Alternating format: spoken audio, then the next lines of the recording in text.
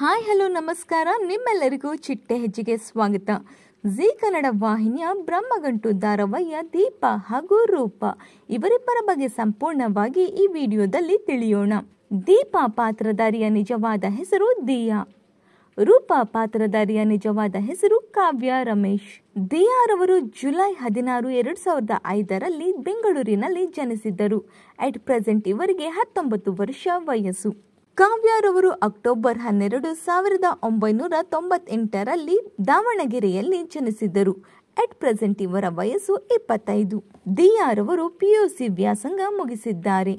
ಇನ್ನು ಕಾವ್ಯರವರು BSc ವ್ಯಾಸಂಗ ಪಡೆದಿದ್ದಾರೆ. ಅಟ್ ಪ್ರೆಸೆಂಟ್ ಇವರಿಬ್ಬರು ಬೆಂಗಳೂರಿನಲ್ಲಿಯೇ ವಾಸವಾಗಿದ್ದಾರೆ. ಇನ್ನು ಬ್ರಹ್ಮಗಂಟು ಧಾರಾವಾಹಿಯಲ್ಲಿ ನಿಮ್ಮ ನೆಚ್ಚಿನ ನಟಿ ಯಾರು ಅನ್ನೋದನ್ನ ಕಮೆಂಟ್ ಮೂಲಕ ತಿಳಿಸಿ. ಈ ಒಂದು ವಿಡಿಯೋ ನಿಮಗೆ ಇಷ್ಟವಾಗಿದ್ದರೆ ಲೈಕ್ ಮಾಡಿ, ಶೇರ್ ಮಾಡಿ, ನಮ್ಮ ಚಿಟ್ಟೆ ಹೆಜ್ಜೆ ಚಾನೆಲ್ನ ಸಬ್ಸ್ಕ್ರೈಬ್ ಮಾಡ್ಕೊಳ್ಳಿ. Thank you.